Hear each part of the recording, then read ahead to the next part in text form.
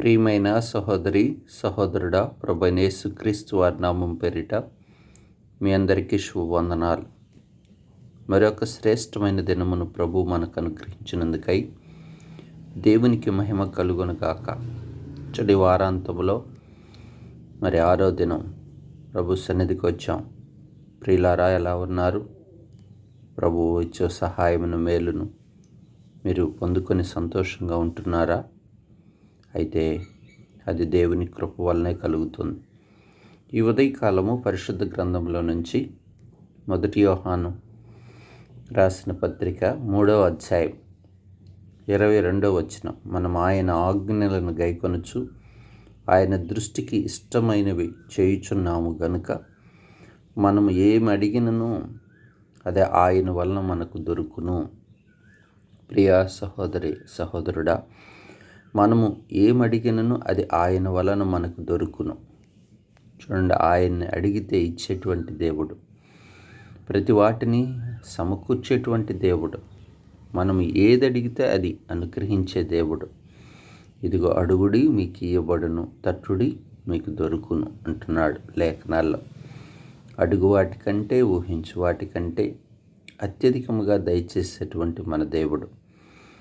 ప్రియులారా, అయితే ఎందుకంటే ఎలా ఇవ్వగలుగుతాడు ఆయన మనం అడిగే వాటినల్లా అంటే? ఆయన పరమనందు గొప్ప ఐశ్వర్యము కలిగినటువంటి దేవుడు.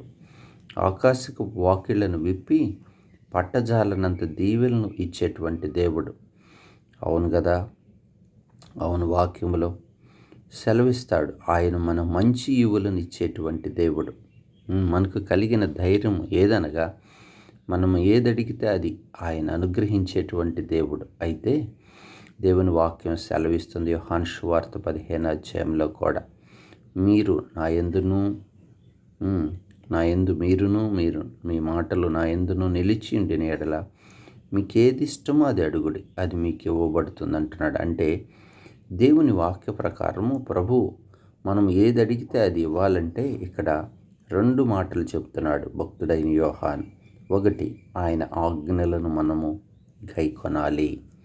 అవును కదా, మన కొరకు దేవుడు కొన్ని ఆజ్ఞలను, కట్టడలను, శాసనములను పెట్టి ఉన్నాడు. ప్రియుడా, ఆ ఆజ్ఞ ఏదనగా కుమారుడైన యేసుక్రీస్తు నామమును నమ్ముకొని ఆయన ఇచ్చిన ఆజ్ఞ ప్రకారం మనం ఒకడినొకడు ప్రేమిస్తూ దేవుణ్ణి మిక్కటముగా ప్రేమిస్తూ దేవునిలో నిలిచి ఉండుటే ఆయన మనకిచ్చిన ఆజ్ఞ. ఆయన మనకు అనుగ్రహించిన ఆత్మ మూలముగా మనం తెలుసుకొని ఉన్నాం. 2వది ఏంటంటే ఆయన దృష్టికి ఇష్టమైనవి చేయాలి. అవును, అంటే ఆయన చిత్తానుసారముగా మనం అడిగేవారముగా ఉండాలి. ఆయన చిత్తానుసారముగా మనము క్రియలు చేసేవారముగా ఉండాలి. ఆయన చిత్తానుసారముగా మనము నడుచుకునే వారముగా ఉండాలి. అంటే ఆయనలో నిలిచి ఉండాలి. అవును కదా, మరి ప్రియుడా, నువ్వు ఎలా ఉంటున్నావు? ఆజ్ఞలు అతిక్రమిస్తున్నావా? ఆజ్ఞానుసారమైన జీవితం కలిగి ఉంటున్నావా? ధర్మశాస్త్రపు కట్టడలు, శాసనములు, విధులు, ఆజ్ఞలు అన్నిటిని కూడా మిక్కటముగా ప్రేమలో దాచి ఉంచాడు. కాబట్టి పాపమునకు తావివ్వక, మరి అపవిత్రతకు తావివ్వక, పరిశుద్ధతను కలిగి నీ ఆత్మీయ జీవితాన్ని దేవునికి ఇష్టమైన క్రియలు చేస్తూ దేవుని చిత్తానుసారముగా దేవుని ఉద్దేశ ప్రకారం నువ్వు నడుచుకోగలుగుతున్నావా? అప్పుడు నీ ఆత్మీయ జీవితంలో నీవు ఏది అడిగితే అది దేవుడు అనుగ్రహిస్తాడు. నిజంగా దావీదు జీవితంలో ఎన్ని శోధనలు, ఇరుకులు, ఇక్కట్లు, కష్టములు వచ్చినప్పటికీ తను ఏది అడిగితే అది దేవుడు అనుగ్రహించేవాడుగా ఉన్నాడు. తన జీవితంలో దేవుడు ఎంతగానో సహాయం చేస్తూ వచ్చాడు. సాతాను, దుష్టుణ్ణి ఎంతగానో ఓడిస్తూ వచ్చాడు. తనలో క్షేమాభివృద్ధిని కలగజేస్తూ వచ్చాడు. తన జీవితాన్ని ఆత్మీయంగా ఉన్నత స్థితిలోకి తను తీసుకుని వచ్చాడు. తనకు ఐశ్వర్యమును, ఘనతను, మరి ఎన్నో విధాలుగా శత్రువుల మీద విజయమునిస్తూ వచ్చాడు. కారణం ఏంటి? తను అడిగిన వాటినల్లా కూడా దేవుడు ఇస్తూనే ఉన్నాడు. కారణం ఏంటంటే దావీదు వలె దేవుని ఆజ్ఞలను, కట్టడలను గైకొన్న వ్యక్తిని మరొక వ్యక్తిని పరిశుద్ధ గ్రంథంలో మనం చూడలేం. దావీదు కొన్న గొప్ప అనుభవం ఏంటంటే నిజంగా దేవుని ఆజ్ఞలను, కట్టడలను అనుసరించేటువంటి వాడు. ఆజ్ఞలు ప్రియమైనవి అని చెప్తాడు. అవి నా శాసనములు నాకెంతో సంతోషకరమైనవని మాట్లాడతాడు. రెండవది దావీదుకున్న అనుభవం, దేవుని చిత్తానుసారముగా నడుచుకునేవాడు. దేవుడే దావీదు గురించి సాక్ష్యం ఇస్తాడు. ఇదిగో ఇతడు నా చిత్తానుసారుడు, నా ఇష్టానుసారుడు, నా హృదయానుసారుడు అంటాడు. అంటే దేవుని ఇష్టాన్ని నెరవేరుస్తూ వస్తాడు. కాబట్టి మన ఆధ్యాత్మిక జీవితంలో ఈ అనుభవం మనం కలిగి ఉంటే మన జీవితాల్లో కూడా మనం ఏది అడిగితే ఆయన వలన మనకు కలిగిన ధైర్యం, మనం ఏమడిగినో అది ఆయన వలన మనకు దొరుకును. కాబట్టి ప్రియ సహోదరి సహోదరుడా, నీవేమైనా కావాలని ఆశపడుతున్నావా? అయితే ఆజ్ఞలను గైకొనుము.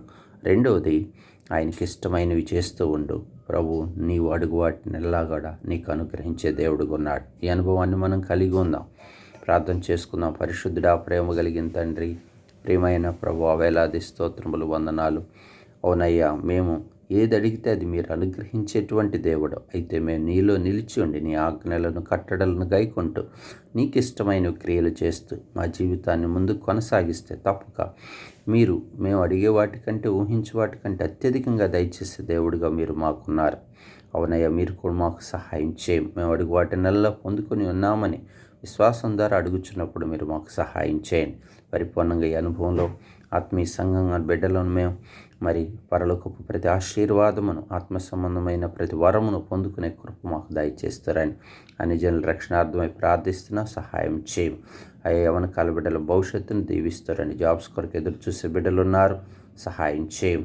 వ్యాధిగ్రస్తులను స్వస్థపరుస్తారని, అయా సంఘపక్షములో గొప్ప కార్యములు మీరు జరిగించు.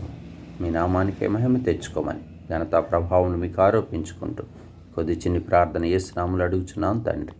ఆమేన్.